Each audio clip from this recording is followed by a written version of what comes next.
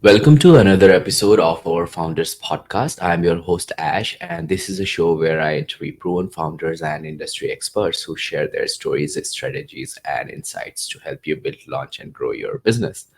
In this episode, I talk to Jeremy, founder of Focus Bear. Jeremy Nagel with us has spent a decade as a software developer, always nurturing a side project or two in the background. One such side project, Smooth Messenger, and SMS integration for Zoho CRM gained significant traction, boasting to 500 B2B customers before being acquired by a multinational SMS provider.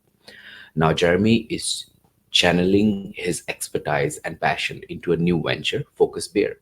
This innovative app is designed specifically for tech workers with ADHD or autism, aiming to manage distractions and promote work life balance.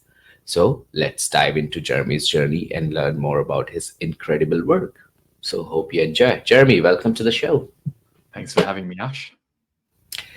Do you have a favorite quote, something that inspires or motivates you that you would like to share with our listeners? I do. My grandfather had a quote from Goethe that he really loved, and I've taken it as my favorite quote as well. It goes, "Nothing is worth more than this day." And it has multiple meanings for me. One of them being a way of remembering my grandfather because he passed away about 10 years ago.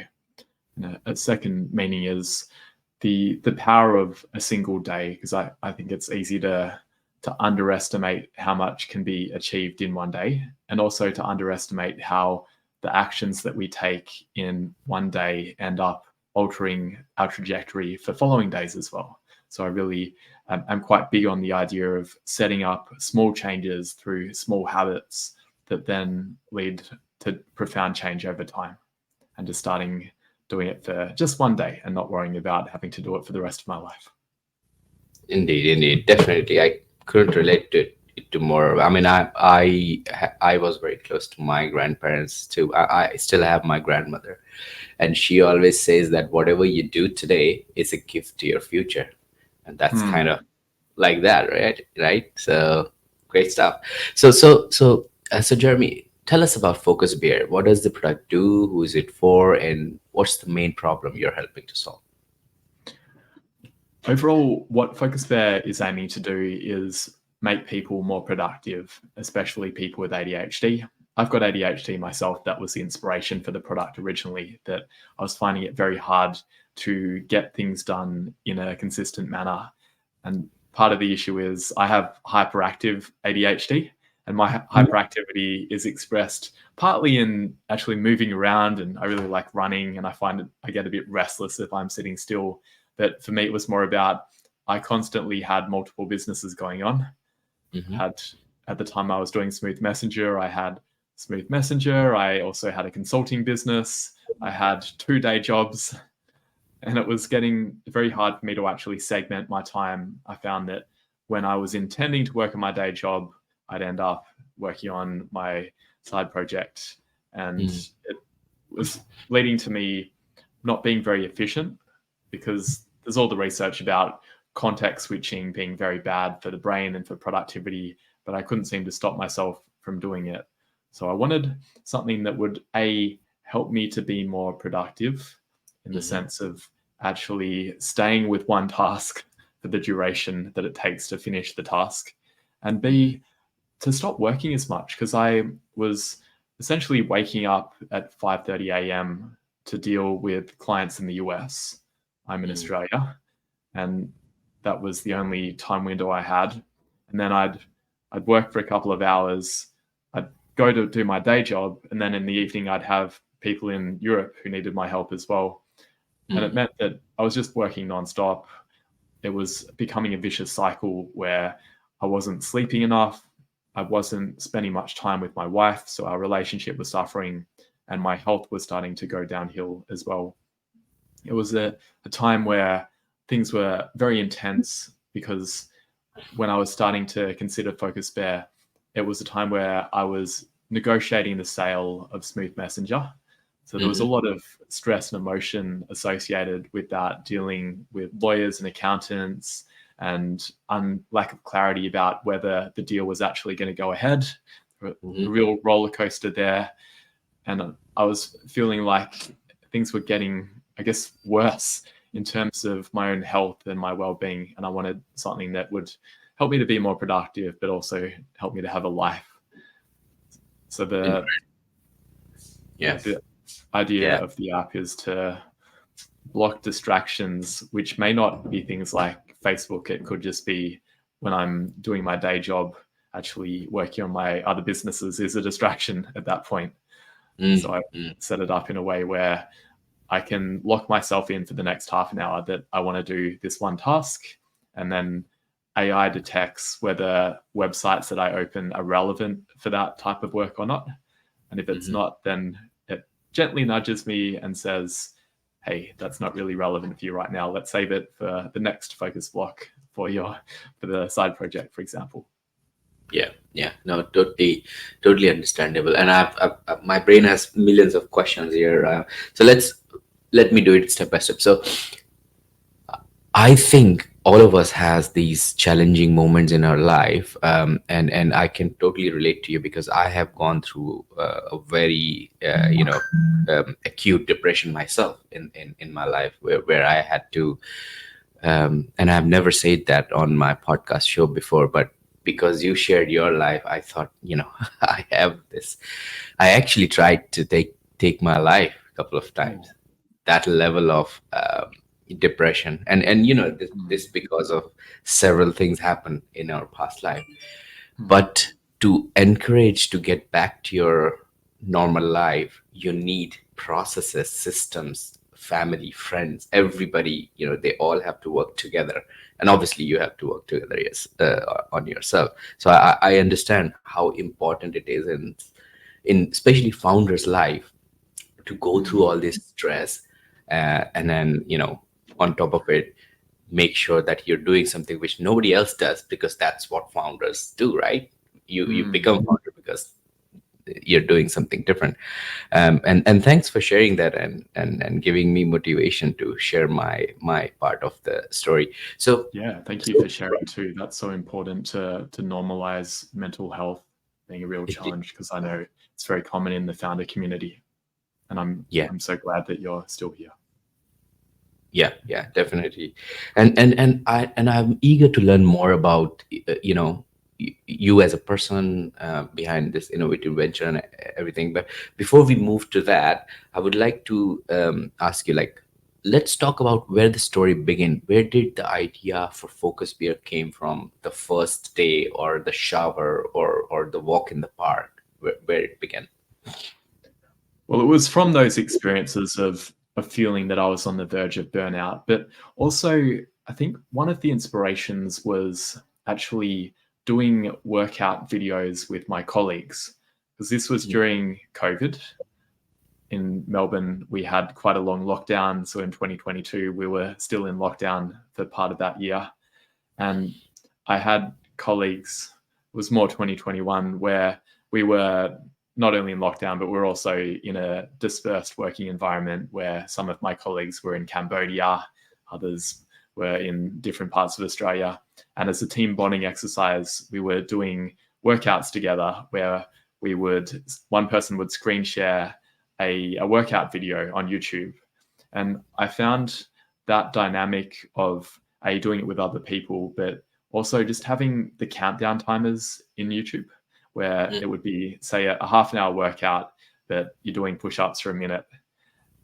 And that made me realize how much easier it was for me to do that compared to when I was just wanting to do a workout on my own. I found it very hard to motivate myself to do that level of exercise for that long. So in some ways, that was the inspiration, because I spoke about the distraction blocking aspect of Focus Bear, where you tell it for the next half an hour, I want to work on writing this business case. And that's one side of it. But the other side of it is it also helps with morning routines.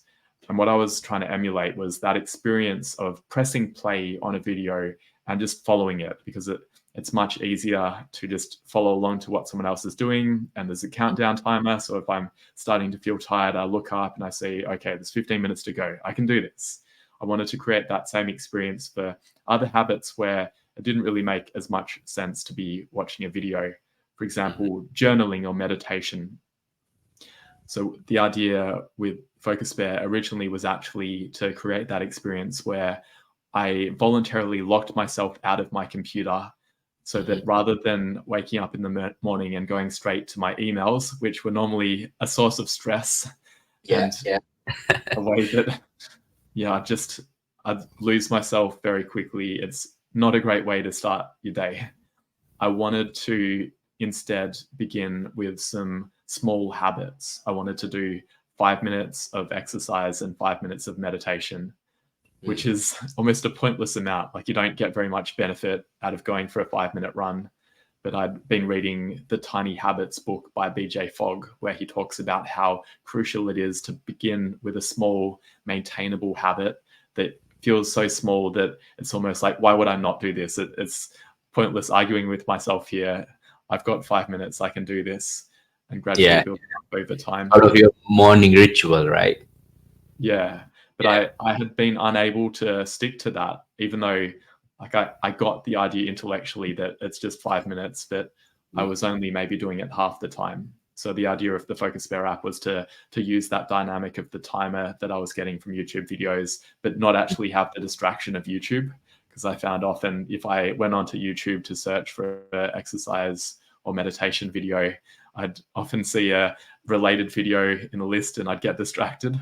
So I wanted to be able to embed videos for exercise or meditation, but not get distracted by it and lock myself from my email during that time. So that was the original app, that it takes over your whole screen. You can't access your email. You can't do anything until you finish doing your meditation and your exercise, whatever habits you want to do. And then at that point, it unlocks and you can go back to your day. Awesome. So basically it disconnects you from all the distractions, and then you do what you committed to, and then after that you can do whatever you that's really good. I mean, there are villages in Africa and in some part of Asia where all these multimillionaires go to detox from internet. You're not allowed to bring any kind of screen with you. They actually strip you off everything. You have to be naked, and then they give you a gown to wear, and then you wear the gown, and then you stay there for 10 days. They give you the food and everything, but you're not allowed to look at any screen or connect with anybody. The only thing you can do is mostly very close to the screen is read books, because they provide you books there, very old books, so you can go into the library, and otherwise you just walk around the parks and then just stay there. So I think if these so-called, I must say that uh, in a way the society name them as a successful people because they build that much wealth, are doing that now. That means we all need it at some point, right? We need to detox ourselves. That's Yeah. great. That's great. So Jeremy, can you take us back to your roots and share with our listeners about your upbringing, your childhood, and how did your early experiences shape your journey and eventually led you to become an entrepreneur or a hustler? And were there any key influences from your family or surroundings that played a significant role in shaping your entrepreneurial spirit? Hmm. There would be two things that come to mind. One is that when I grew up, my parents didn't want us to have a television in the house. So Mm, we grew up until I was 12. We didn't have access to TV at home. I'd occasionally see it when I went to my grandparents' house or at after school care. So I wasn't completely removed from that type of media, but I had significantly less than other people. And I grew up as a result reading a lot of books, which I think was helpful both in training my brain in that way and becoming quite literate as a kid, but also realizing how nice that experience was. And I got to the point when I was in my 20s where I was thinking, what has happened to my attention span? When I was a kid, I could read a book for 5 hours straight. And now I can barely read for 5 minutes straight before I get distracted. yeah, And yeah. I think a lot of that is what you were just mentioning as well, that when I was a kid, I was in digital detox mode for most of the time. And as an adult working as a software developer or even as a student, I was constantly immersed in reading things online and watching things. There weren't many waking hours where I didn't have something that I was listening to, whether it was a podcast. This podcast is great, but I think there's some value in having some time where we're disconnected. Mm. And then the other formative influence was when I was a teenager, I did get access to a computer, and I had my first business, which was selling cheat bots in RuneScape, the online game. I became obsessed with that game as a 13-year-old. And it's a very grindy game where you have to repeatedly click on rocks to mine coal, or you have to fish for lobsters by clicking repeatedly. And after some time, I got tired of the clicking and found this community of people who had reverse engineered the game and were writing Java code to automate their characters. So we made these scripts that would control our characters. And I was highly motivated to learn Java, which is not necessarily the easiest language to learn as your first language, but because I so wanted to make my player better, I'd spend probably 5 hours every night. I'd stay up until 2 a.m. writing my code and hanging out with other people. And then I got it to the point where I'd built this advanced script that could go and attack chickens and pick up feathers and put them in the bank for you.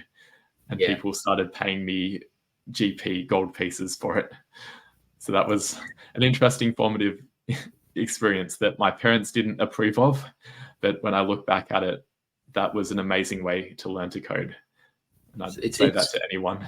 It's very interesting, Jeremy, that your life is influenced by two key factors here. One, which is your parents didn't wanted to have a TV, which is one-way communication gadget, essentially.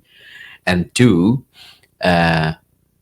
you loved a game, and because you wanted to automate something, you learned the programming, which is essentially, again, like I'm sure you must have heard that the most influential industry on the earth, which triggered all kind of innovation, is not information technology, it's porn. Everything they do in porn industry comes to the real world after 2 3 years. YouTube was born out of the way that a person wanted to share their videos on a dating website, right?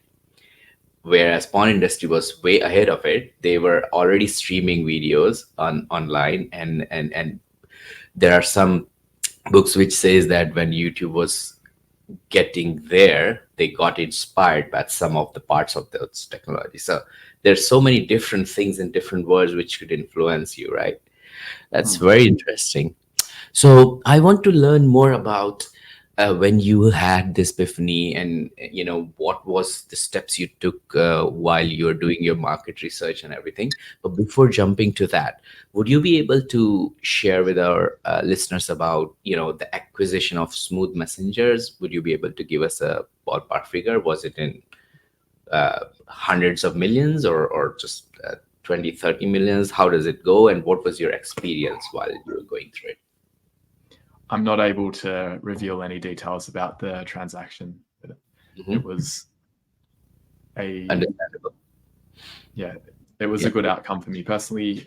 It was quite unexpected. It was not really on my radar when I was approached, because I had been running the business for 3 years at that point, and it was at a level where it was starting to get some good traction, but I hadn't ever really thought about that it would be an attractive acquisition target.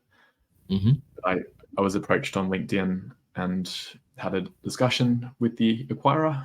I engaged a friend who was a VC investor, and he'd been involved in a lot of these type of negotiations, and he acted as my agent, helping me to negotiate. And I'd say that would be a helpful thing, that if you're ever in that situation, that it's useful to have someone else. And we Indeed, yeah. did speak to a few other parties as well. We had another offer for the business, but ended up going with the one that we had originally. Got it. Got it. And then you mentioned about the stress you've been through while this transaction was happening. Would you be able to share some parts of this journey where you felt really, really exhausted? Because, a lot of listeners in our podcast, they are founders, and there will be a point in their life where either they will get acquired or become a multinational company at some point. And if there is something which they could relate to and understand, how did you navigate through this stressful moments, it would be helpful. Hmm. Yeah, at the time I was approached for the acquisition, it was a very unstable time technically for the app, because Mhm. we were growing and our platform was experiencing growing pains. What that meant was that I'd at least once or twice per week, I'd get woken up at 2 a.m. by my development team because the server had crashed and they weren't able to fix it. I had hired people that were able to work more along the lines of US working hours for that reason, because I knew that was when peak load happened and I didn't want to have to be dealing with it at that time. But regardless, that was happening regularly, and it started to create a lot of anxiety for me going to bed, because it's not fun getting woken up at that time. I'm someone who needs quite a lot of sleep to be functional. If I don't get 8 hours of sleep, I don't cope well and I get very grouchy. And that was starting to happen for me regularly. So I was feeling stressed before I was approached by the acquirer, because things felt like they were barely holding together. And Mhm. then when I started having the negotiations and I could see that it was actually serious, that they did actually want to buy it, Mhm. it then created extra stress, because then I'm thinking, what if it doesn't go through? What if things fall apart? And some bad things happened during that time as well. There was an issue around a bad actor, a hacker, accessing one of the customer accounts, and I was super stressed about that, and the servers going down. So I was really, there were days where I felt like I was about to have a panic attack when some of the things happened. And that was the inspiration again for Focus Bear at that point, that I realized it was not sustainable the way that I was operating. Mhm. That if I kept on operating on reduced sleep and in an environment with high stress where I wasn't actually doing the coping strategies that allow me to deal with stress, because I know that going for a run for me is a really powerful way to let go of stress. And I know that meditation really helps me, but I was so busy that it didn't feel like I had time to do that. Yeah, so I was at a point where the stress was mounting and I wasn't coping well with it.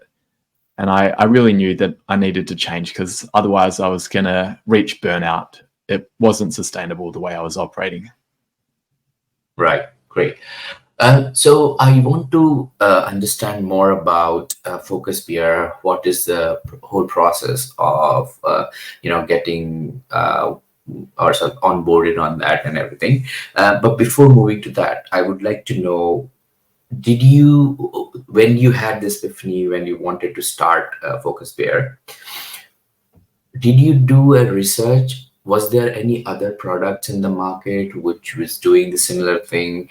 What was going on at that time, and what did you see from your research that encouraged you to move ahead with Focus Beer idea? I had been using a lot of different productivity software myself over the years. So I had tried Freedom, Rescue Time, Stay Focused, Cold Turkey, Forest, a lot of apps like that to block distractions. And I found none of them really did what I wanted them to do. One of the common challenges was that they would work on my computer or on my phone, but not well on both. And Mm-hmm.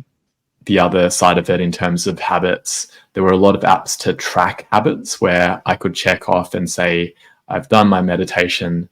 But the problem was I actually needed someone or something to do it with me.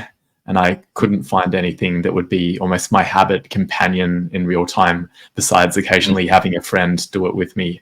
So that was my goal, to build a companion app that would be there with me to do my habits and also be there with me when I was working. So I wouldn't get distracted, I wouldn't context switch, and I'd actually get my work done by 5 p.m. so I could switch off and spend some time with my wife and get to bed on time.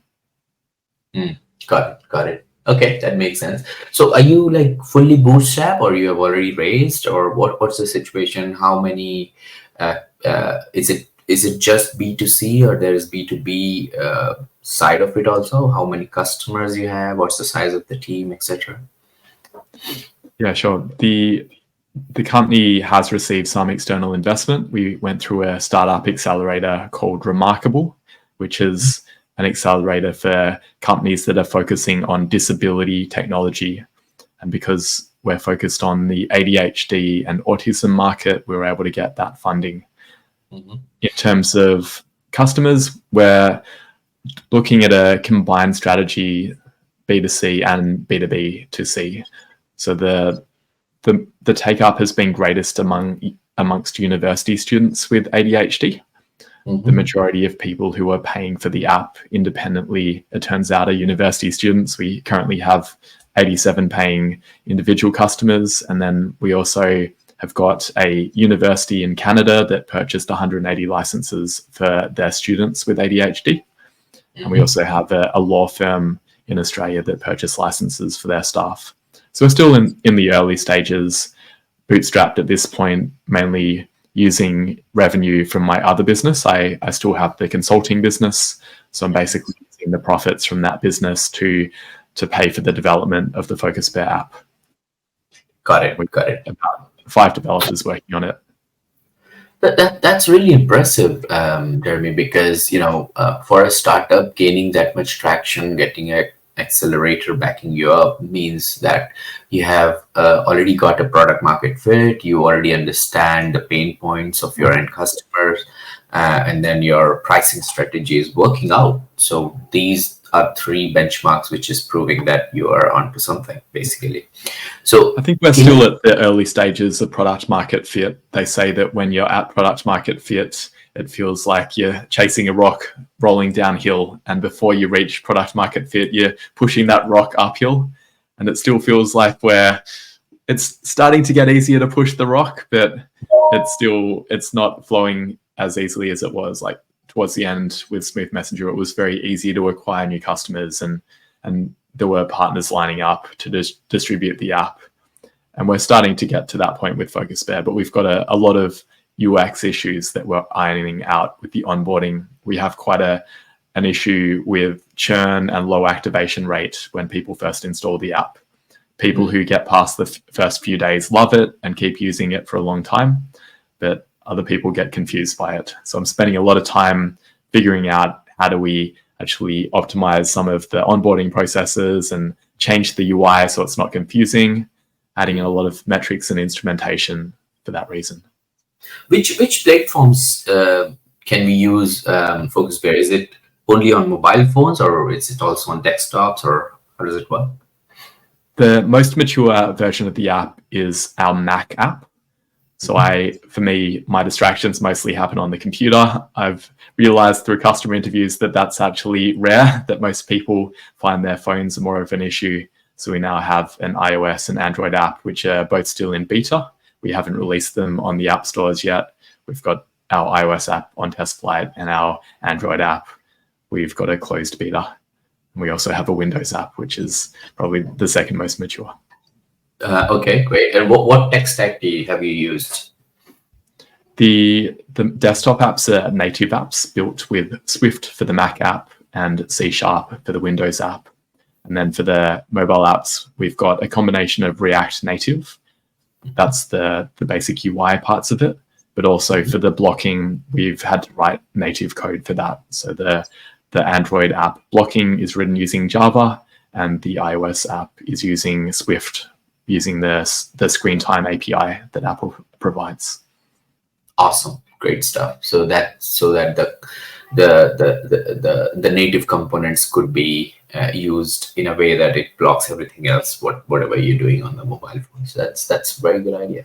Okay, so you mentioned that you have these university students. Would you be able to share a compelling case study or a use case that highlight how Focus Builders achieve success for your customers, like your users, and the steps taken to implement this solution in place for measurable outcome, for example?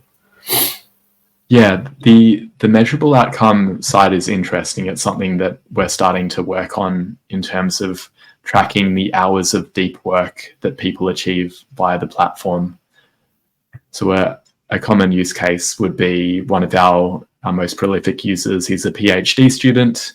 He's writing a research paper at the moment, and he was finding it very hard to actually get down to doing the writing, and also some of the research tasks are quite laborious, where he's having to tag papers as related to certain parts of debugging education, which is his PhD thesis. And he's found that using the app has been really beneficial there, both in terms of actually staying focused, but also making sure that he has a good work-life balance and that he doesn't burn out. So one of the features that people like the most is our break feature, where periodically it can remind you to do activities that you want to do for yourself. Like one of our users has a finger condition where he sprained his fingers in the past, and his physiotherapist wants him to do exercises where you sort of go like this and wriggle your fingers periodically. And he wasn't sticking to those exercises on his own, but by having Focus Bear prompt him periodically throughout the day, he now is very religious in doing those exercises. And I find that really helps me as well, that I tend to get neck pain if I'm not careful, because I can have bad posture and I can be leaning forward like this. And so having it remind me regularly to do neck rolls and do the 20-20-20 rule, look away, makes a big difference. Yeah. Oh, that's interesting. So I guess once you have this quantifying mechanism in your application, then I think users have to input some kind of data from their side, and then the app automatically quantifies the benefits or measures the objective for the user, isn't it?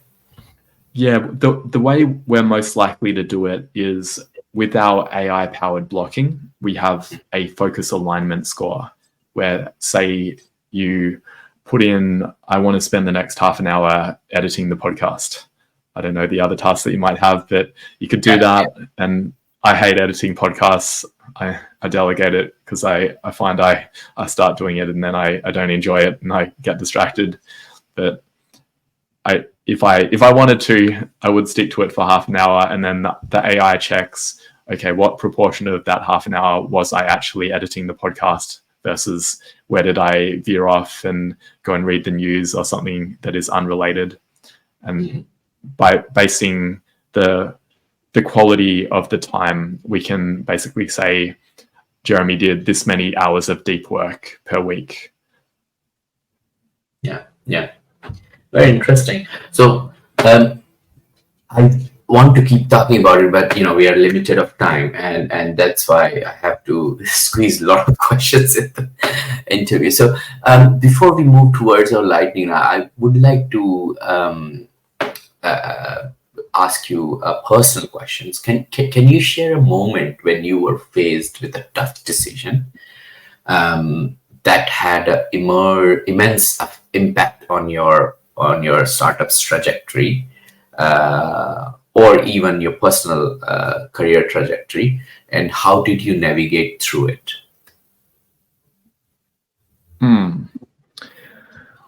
So I think one of the pivotal decisions is about financially. Do I choose to go for a steady job that is going to make it easy to pay off my mortgage, because I've got a mortgage now as part of the selling the business? It definitely wasn't in the tens of millions, so I was able to buy some things, including buying a house, but I've still got a mortgage, and there's some tension there about like how much time do I spend on Focus Bear versus how much time do I spend in my day job, because my wife and I are intending to start a family, and there's a lot of stress there from her feeling like, am I actually going to be available enough? Because there were a lot of years during the Smooth Messenger journey where I wasn't that available for her. And now I'm trying really hard to not squeeze out all of the hours, because I could, like, it's not hard for me. Like if I was single, I would be not working 24 hours straight. I'd still sleep and prioritize exercise, but I would work more than I am right now.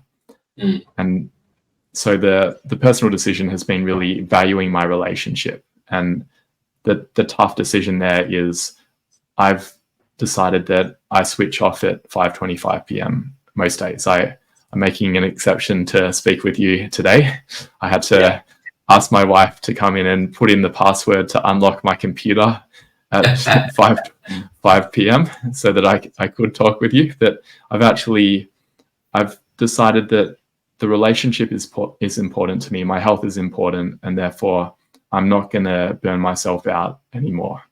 And that means that I can't, like, theoretically, I could just work on the weekends, and I could work at night to make up and still work 40 hours per week. But I've chosen not to do that. So I'm working part-time in my day job, which has a financial cost to it, but it means that I can still work on Focus Bear and I can still spend time with my wife. And I feel like I'm getting enough of what I need out of both things there.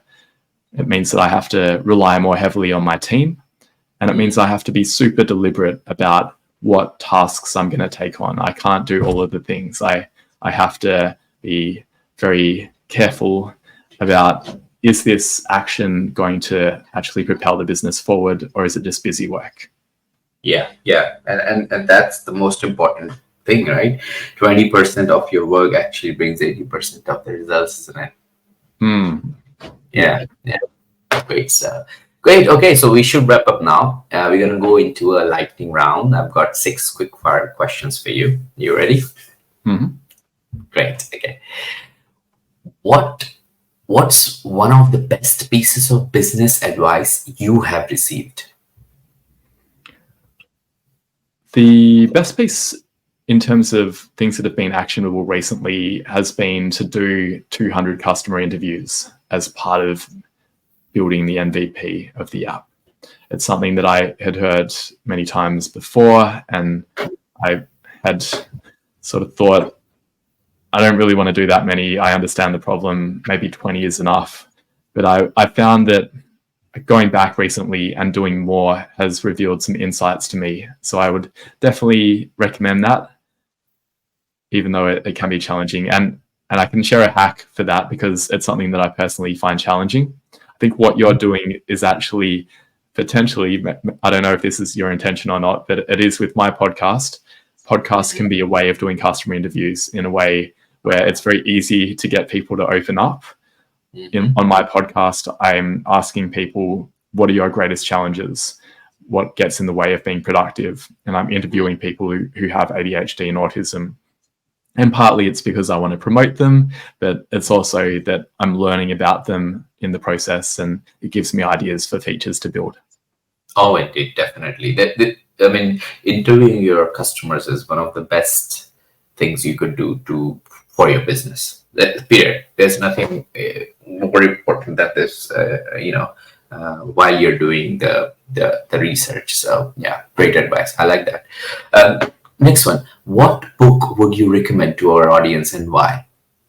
I mean, there are the classics. I think The Lean Startup is a fantastic read.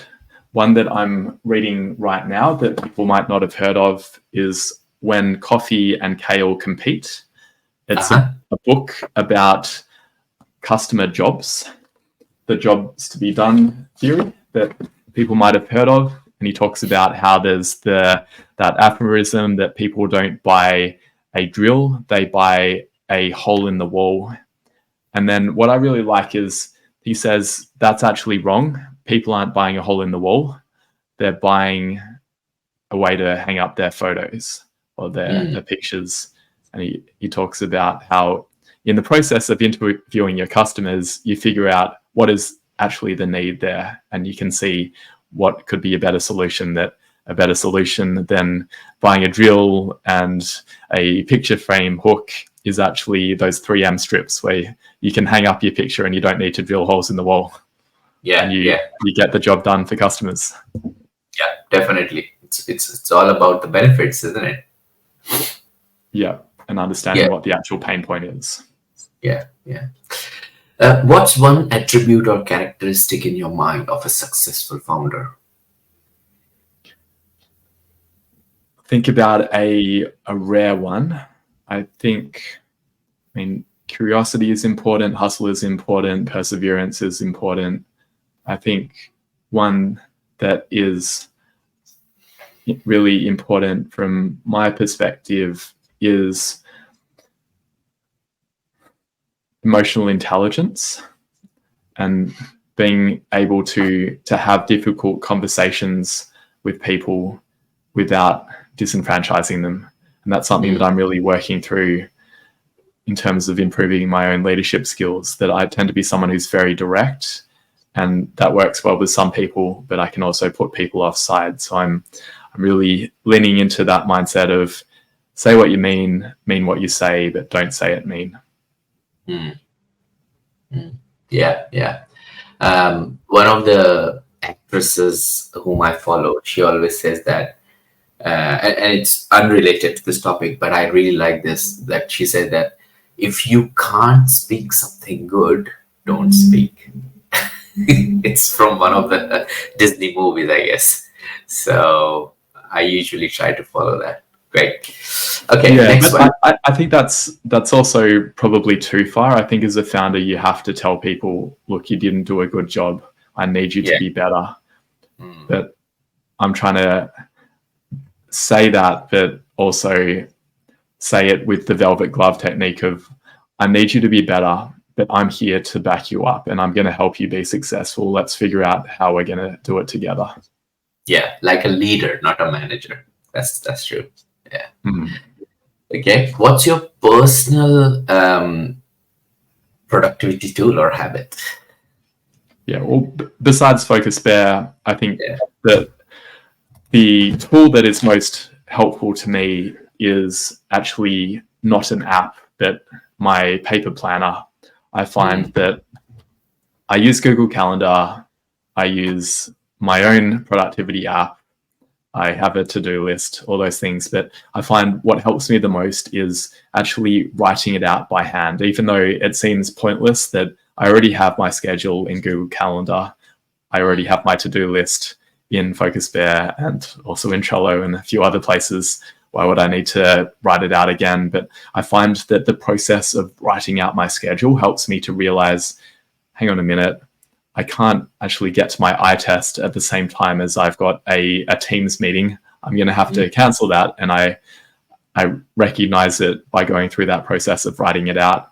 And I realize, hang on, I've got 15 things in my to-do list according to Trello. I can't actually do all of those today. I only have maybe an hour of available time to get that done.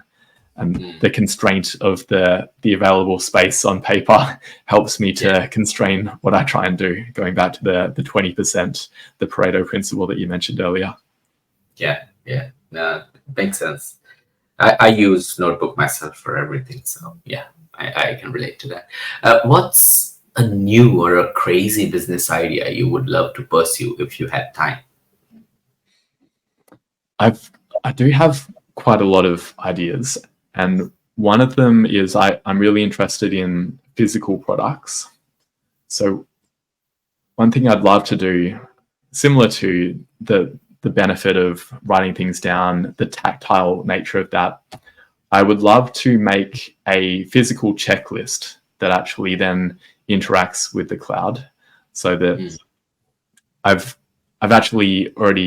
bought some physical checklists where when I leave the house, I've got a checklist of things that I should take with me before I leave, so I don't forget my keys or my lunch, things like that. And that's really nice, the experience of actually checking things off by physically moving a switch. But what I'd like to do is, this one is built with plastic. I don't really like plastic. I want to redo it using bamboo or plywood. And B, I want to have it connected to my computer or to the internet, so that as I'm ticking it off, it can actually then sync to the cloud and say, I've done it. And I did some pre-sales of this. I sold some of the plastic checklists, and people like them. So there it may not be a crazy business idea. Well, I might get one of these and put it on my exit door, just to make sure that you put that lock code and then everything before you go out. So good idea. Yeah, if you search for chore chart, you can find them on Amazon. Nice one. Yeah, I'll do that. Great. And last one, what's an interesting or fun fact about you that most people don't know? I have done 3 ultra marathons and 12 cross-country ski marathons. I really like endurance sport. Wow, that's really awesome. I recently did it's not a marathon, it's like a 10 kilometers run, but I was exhausted. Well, it depends how fast you go as well. I can be very exhausted after a 10K run too.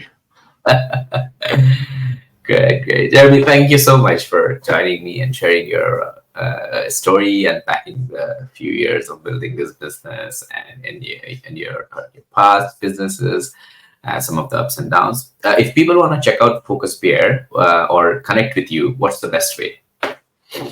Focus Bear, you can go to focusbear.io or Google Focus Bear.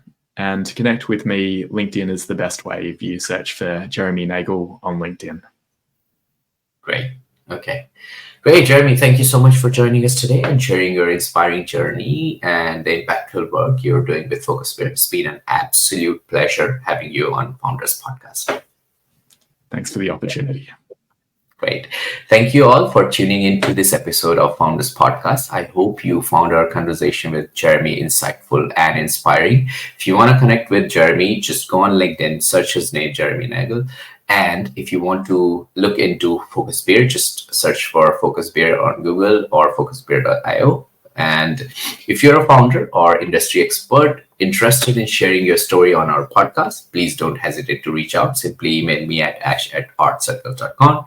And if you enjoyed this episode, make sure to subscribe to our podcast and stay updated on future interviews with proven founders and industry experts.